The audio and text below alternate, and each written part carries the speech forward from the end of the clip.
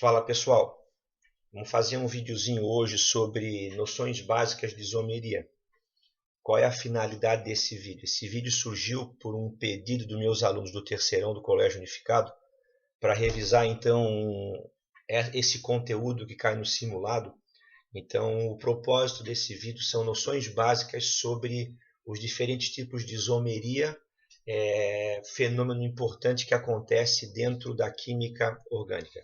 Vamos lá para não perder tempo então. As isomerias se dividem em dois grandes grupos, as isomerias planas ou as isomerias espaciais. O critério de ser plano ou espacial é usar como critério a maneira de diferenciar as moléculas diferentes. Se você diferencia as moléculas a partir da sua fórmula estrutural plana, você está diante de um caso de isomeria plana. Se é um pouco mais complexo e você precisa abstrair a molécula espacialmente, ou seja, percebê-la tridimensionalmente, você está diante de um exemplo de isomeria espacial. A isomeria plana se subdivide em 5 tipos: isomeria de função, de posição, de cadeia, metameria ou tautomeria. A isomeria espacial se subdivide em isomeria geométrica, também chamada de isomeria cis-trans ou isomeria ótica. Vou falar um pouquinho de cada uma delas então, para a gente conversar sobre isomeria em química orgânica. Tá? Isomeria de posição é o tipo mais simples de isomeria que ocorre. É aquela em que duas moléculas são diferentes apenas pelo posicionamento de alguma coisa. Uma ligação, um grupo substituinte, um radical, um grupo funcional. Então, o exemplo que eu tenho aqui. Então, eu tenho 2 alcanos. Então, eu tenho 2-metilpentano e o 3-metilpentano. Geralmente, isomeria de posição em prova não se pede pelo nome, porque fica muito visível o tipo de isomeria. Os nomes são iguais, metilpentano, metilpentano, e diferem entre si apenas pelo número que indica a posição. Nesse caso, a posição do grupo substituinte, ou chamado também de radical metil. Tá? Como é que eu resolvo um exercício de isomeria plana? Então, esse primeiro alcano, se você for contar todos os átomos dele, a sua fórmula molecular é C6H14. Se você for conferir a fórmula do segundo composto, ela também é C6H14, ou seja, esses dois compostos aqui apresentam a mesma fórmula molecular, porém diferem entre si na posição do grupo substituinte. Eu falo que entre eles ocorre isomeria de posição. Isomeria de cadeia. Isomeria de cadeia é quando dois compostos apresentam a mesma fórmula molecular, mas a classificação da sua cadeia carbônica é diferente entre eles. Quem está um pouquinho mais adiantado em química orgânica já sabe que todo o alceno tem a mesma fórmula geral de um ciclano, de um ciclopropano. Desculpa, de um ciclano, ou um cicloalcano. No caso, se aqui eu tenho 3 carbonos, todo alceno, o número de hidrogênio será o dobro de carbonos. Então, a fórmula dele é C3H6. E os ciclanos apresentam a mesma fórmula mínima. Tá? A mesma fórmula geral, desculpa. C3H6. Ou seja, esses dois compostos, o propeno, não precisa colocar o número 1 na frente, porque se a dupla tivesse aqui, também seria no primeiro, então a gente acaba usando o número quando há um outro isômero de posição, no caso, né? Então o número poderia ser desprezado, é só propeno. E o ciclopropano apresentam a mesma fórmula molecular, C3H6, e diferem entre si na classificação da cadeia. Essa cadeia ela é aberta ou acíclica e essa cadeia ela é fechada ou cíclica. Vamos adiante nas isomerias planas ainda. Isomeria de função. Tá? Então eu tenho dois compostos aqui. A gente já chama atenção, o composto A e o composto B. Fica visível que esse composto pertence à função álcool, ou seja, é o OH ligado em carbono que faz 4 ligações simples. O composto B, o oxigênio, está entre 2 carbonos. Esse composto pertence a uma outra função orgânica chamada éter. Então é só olhar isso aqui e já responder isomeria de função? Não. O primeiro passo para responder exercícios de isomeria plana é conferir a fórmula molecular. Esse álcool tem fórmula C3H3,578O, C3H8O. Esse éter tem fórmula C3H8O, ou seja, esses dois compostos apresentam a mesma fórmula molecular, mas diferem entre si na função. Então, eu chamo eles de isômeros funcionais ou isômeros de função. Tá, Ademir, se por acaso, vamos usar esse critério aqui. Quem olha mais assim, sem atenção, vai dizer que quem mudou de posição é o O. Então, mudou de posição o O. Quem for comparar a cadeia, esse oxigênio não é um heteroátomo, ele está fora da cadeia. Esse oxigênio ele é um heteroátomo. Então, essa cadeia aqui ela é homogênea e essa cadeia ela é heterogênea. Então, eu tenho aqui a mudança de posição do oxigênio muda a classificação da cadeia, mas também muda a função. Então, mudou tudo aqui. O A difere do B na posição do O. Ao mudar a posição do O, muda a classificação da cadeia e muda a função. Nesse caso, quando empata todos os critérios, a função é mais importante. Então, eu já dei para vocês na sequência de importância. O menos importante é a isomeria de posição. Então, se a molécula mudar a posição e mudar a classificação da cadeia, prevalece a classificação da cadeia. Se mudar a cadeia e mudar a função, prevalece a função. Essa é uma ordem de prioridade: isomeria de posição, seguida por cadeia e seguida por função. Agora tem dois tipos de isomeria plana que recebem nomes especiais. Uma chama-se isomeria de compensação ou metameria. Está aqui um exemplo clássico de metameria. Eu tenho duas aminas aqui sendo demonstradas. Se eu for contar aqui C5H12N e a vizinha aqui do lado, C5H12N. Essas duas aminas apresentam a mesma fórmula molecular e diferem entre si pela posição do heteroátomo. Então, aqui eu tenho a etil-propilamina. Aqui eu tenho a metil-butilamina.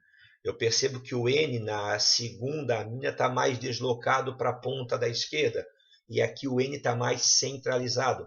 Então, quando dois compostos apresentam a mesma fórmula molecular e diferem entre si pela posição do heteroátomo, eu chamo esse tipo de isomeria de compensação ou metameria. E o último tipo de isomeria plana, que é a tautomeria, é aquela em que aparece o enol. Essa é o macete, a resposta rápida. Então, é a única isomeria que aparece em equilíbrio. Ela não é estática como as anteriores, que você compara o exemplo A com o exemplo B. Essas duas elas coexistem em equilíbrio dinâmico. Se você olhar isso aqui, a setinha dupla é o indicativo de uma reação reversível, porém as setas não têm o mesmo tamanho. Então, essa reação está mais deslocada para o lado do reagente do que para o lado do produto. Tá? Se eu for comparar a isomeria, essa molécula tem fórmula C2H4O e a molécula do produto C2H4O. Então, elas têm a mesma fórmula molecular. Qual é a diferença entre elas? Aqui eu tenho o OH preso num carbono com dupla. Isso é um enol. Aqui eu tenho C-OH, que é um aldeído. Então, as duas apresentam funções diferentes. Mas como eu tenho um enol e esse equilíbrio é dinâmico, eu não chamo de isomeria funcional. Eu chamo isso de tautomeria. Ela vai sempre existir entre um enol e um aldeído ou um enol e uma cetona. Vamos agora para os tipos de isomeria espacial. A primeira é a isomeria geométrica, ou também chamada de isomeria cis-trans. Condição básica para ela, mas não única. Eu tenho que ter uma ligação dupla entre os dois carbonos para evitar a rotação no longo eixo. E o ligante de R1 tem que ser diferente do R2 e o R3 diferente do R4. Não obrigatoriamente R1 e R2 tem que ser igual a R3 e R4. Vamos ver isso para frente. Então, eu vou colocar aqui 1,2 dicloroeteno. 1,2 dicloroeteno. Está vendo que essa aqui é a fórmula estrutural plana? Eu não consigo identificar que tipo de isomeria ocorre, que tipo de isômero é essa molécula. Eu tenho que pegar essa molécula e abrir ela espacialmente. A gente sabe que o carbono sp2, que é esse carbono aqui, o carbono que faz uma dupla e duas simples, ele tem geometria trigonal, ou seja, o ângulo entre as suas ligações é de 120 graus. Então, o mais certo é fazer o quê? Pegar essa molécula e representá-la assim, C dupla, simples, simples, formando um triângulo, geometria trigonal. Então eu percebo, essa molécula tem isomeria geométrica? Tem. Eu tenho uma dupla entre os dois carbonos e o ligante R1 é diferente do R2 e o R3 é diferente do R4. Mas eu tenho duas possibilidades de colocar, né? Eu posso colocar os ligantes iguais do mesmo lado, do mesmo plano da molécula. Então, os dois cloros ficaram à esquerda, nesse caso, do carbono, e os dois Hs ficaram à direita do carbono. Nesse exemplo lateral, eu tenho o quê? Um cloro à esquerda, um cloro à direita, um H à direita, um H à esquerda. Então, aqui os ligantes iguais ficaram transversais. Então, essa molécula aqui é o trans 1,2 dicloroeteno. E essa molécula que os ligantes iguais ficaram para o mesmo plano, eu chamo de cis 1,2 dicloroeteno. Vamos pegar essa molécula 2-cloro-bute-2-eno. Tá? Então, ela tem isomeria geométrica? Tem. Eu tenho uma dupla entre os carbonos? Tenho. O R1 é diferente do R2? Sim. O R3 é diferente do R4? Sim. Então, eu tenho uma dupla entre os carbonos e ligantes diferentes. Porém, diferente do exemplo anterior, aqui eu tenho um cloro que eu não vejo do outro lado. E aqui eu tenho um H que eu não vejo do outro lado. Ou seja, você vai usar cis ou trans quando os ligantes são diferentes entre si no carbono, mas são iguais quando comparados com os carbonos vizinhos. Lembra do exemplo anterior? Olha lá, eu tenho um cloro aqui e um cloro no carbono vizinho. Eu tenho um H aqui e um H no carbono vizinho. Então, eu vou usar o sistema cis ou trans. Nesse caso, quando eu tenho, ligantes diferentes... mas aqui o metil está dos dois lados, o CH3. Tá, mas eu não posso comparar o Cl com o H. Então, eu vou usar um outro sistema de nomenclatura, de classificação. É o sistema E e Z, que é similar ao sistema cis ou trans. Tá? O que a literatura pede? Para ver o número atômico. Então, quem tem maior número atômico? Para simplificar, eu uso a massa do ligante, já que a gente sabe que a massa está relacionada ao núcleo do átomo, e no núcleo do átomo eu encontro prótons e nêutrons. Então, quem tem o maior número atômico vai ter maior número de prótons e, consequentemente, terá maior massa atômica, já que a gente sabe que excluindo o hidrogênio, que no seu isótopo mais estável só tem um único próton sem nenhum nêutron, todos os outros átomos têm pelo menos o número de nêutrons igual ao número de prótons. E a gente sabe que quando a gente estudou radioatividade, conforme o número atômico aumenta, a relação entre nêutrons e prótons também aumenta. Claro, quanto maior é o número de prótons, maior é o número de partículas para estabilizar esse núcleo, que no caso é o número de nêutrons. Mas vamos assim, quem tem maior massa, o cloro ou o metil? A massa do cloro, a massa atômica dele é 35,5. A massa do radical metil é 12 do carbono com 3 de hidrogênio, dá 15. Então, desse lado, a maior massa é do cloro. Do outro lado, o metil tem massa 15 e o hidrogênio tem massa 1. Então, desse lado aqui, os ligantes com maior massa ficaram para o mesmo plano da molécula. Algumas provas colocam como ligantes do mesmo lado cis, mas como eles não são comparáveis entre si, não são idênticos, mas são comparáveis entre si, quando os ligantes de maior massa ou maior número atômico ficaram para o mesmo lado, a gente vai, ao invés de usar a palavra cis, vai usar o Z de junto. Os maiores ficaram juntos. Então, a letra Z é comparável ao isômero cis. Então, esse composto é o Z2-cloro-but-2-eno. E aqui os ligantes de maior massa ficaram transversais. Eu não vou usar o trans porque o cloro não é idêntico ao radical metil. Então eu vou usar o E. Então essa molécula é o E2-cloro-but-2-eno. Fechou? Então quando os ligantes são iguais, comparáveis entre os carbonos, eu uso cis ou trans. Quando os ligantes são diferentes, eu uso como critério o número atômico ou a massa atômica. Os maiores estando do mesmo lado, Z de junto. Os maiores estando transversais, E de lados opostos. Tá? Só para lembrar também que a isomeria geométrica ou cis-trans também acontece com compostos cíclicos. Tá vendo? Então eu tenho aqui o ciclopropano que tem 2 radicais metil. A gente fala radical, mas o correto é chamar de grupo substituinte. Aqui eu tenho também. Então, o nome desse composto, sem o cis e o trans, fica 1,2-dimetilciclobutano. E o vizinho dele, 1,2-dimetilciclobutano. Tá, mas a posição do metil é igual, sim, é 1,2 os dois. Qual a diferença entre eles? Que nesse primeiro exemplo aqui, os 2 radicais metil ficaram para o plano inferior da molécula e os 2 hidrogênios para o plano superior. Ligantes iguais em planos iguais, isômero cis. Ligantes iguais em planos transversos, isômero trans. Fechou, galera? Vamos seguir então para o... não, ainda tem mais isso aqui que é uma molécula... Isso aqui é um ácido carboxílico, mas é um ácido carboxílico de cadeia muito longa. Então, a gente chama esses ácidos carboxílicos de cadeia longa genericamente de ácidos graxos encontrados nas gorduras. Né? Então eu pergunto, esse ácido pode ter isomeria geométrica? Critério primeiro, tem uma dupla? Tem, ele tem uma dupla. Tá? A gente sabe que o carbono faz 4 ligações sempre, ele é tetracovalente.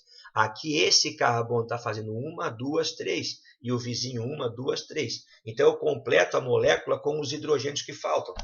Então agora fica fácil visualizar, né? O certo seria eu usar cis-trans ou E-Z.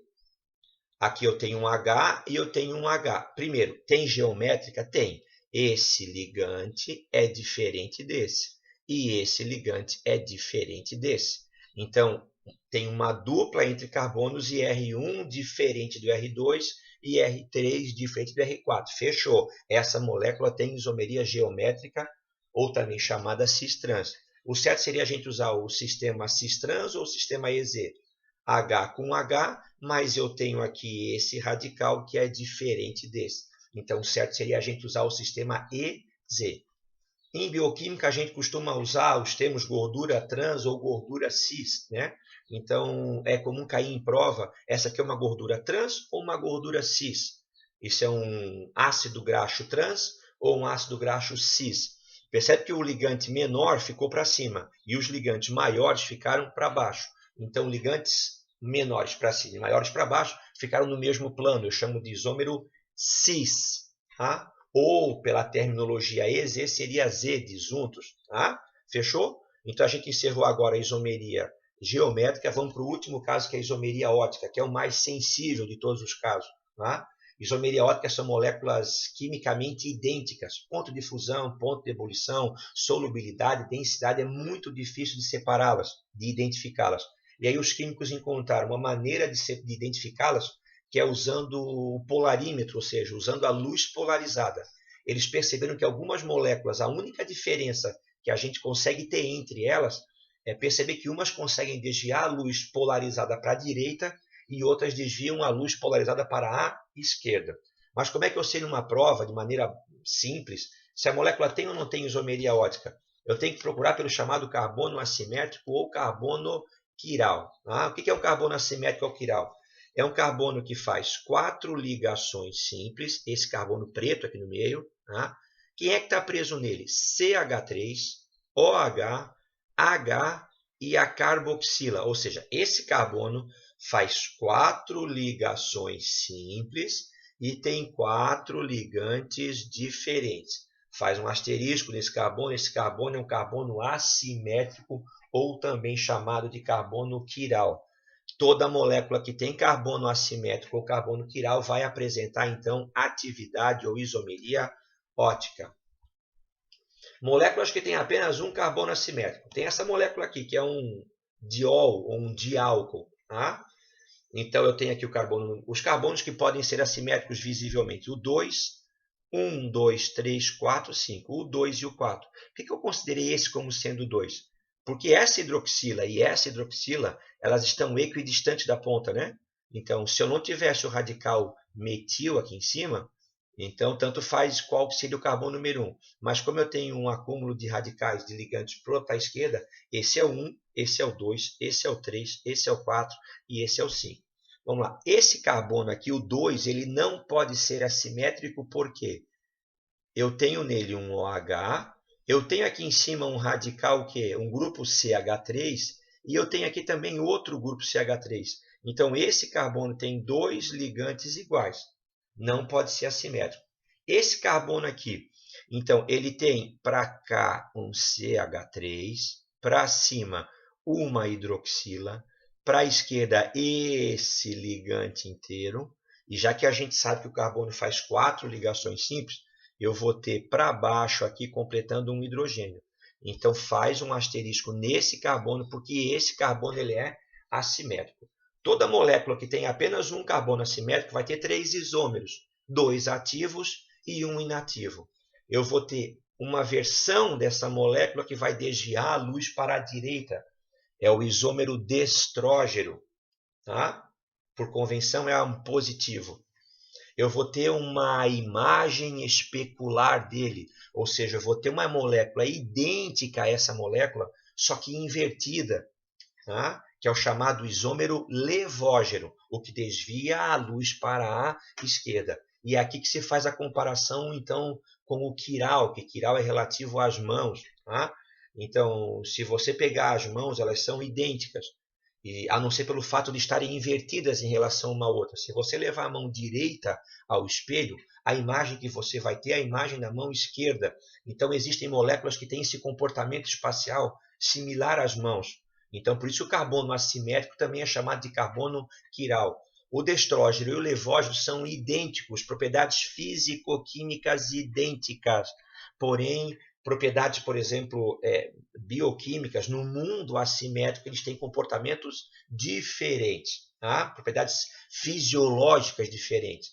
Mas o destrógeno e o levógeno têm o mesmo ponto de fusão, o mesmo ponto de ebulição, a mesma densidade, a mesma solubilidade, porém um vai desviar a luz para a direita, destrógeno, e um vai desviar a luz para a esquerda, levógeno.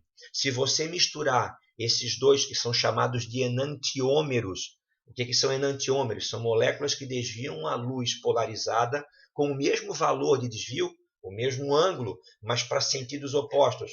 Você vai ter a chamada mistura racêmica, que é uma mistura equimolar de destrógeno com levógeno. Então, se eu pegar 500 ml de uma solução 1 mol por litro de destrógeno e misturar com 500 ml de uma solução 1 mol por litro de levógeno, eu vou ter uma mistura racêmica que é opticamente inativa por compensação externa. Vamos seguir aqui, então. E moléculas que têm mais de um carbono assimétrico, sublinha a palavra ali, ó, diferente. Tá? Eu tenho aqui a frutose, tá aqui, ó, C6H12O6. Ela é isômera funcional da glicose. Tá? Eu tenho aqui a frutose. Eu tenho aqui C-dupla-O, que é uma cetona. Eu tenho OH, OH, OH, OH, 5 hidroxilas presas em carbonos saturados. Vários álcoois, é um poliálcool. Então, a frutose é uma cetose, é uma cetona com poliálcool. Essa molécula de frutose tem carbono assimétrico? Quem não pode ser assimétrico? Os dois da ponta não podem ser assimétricos.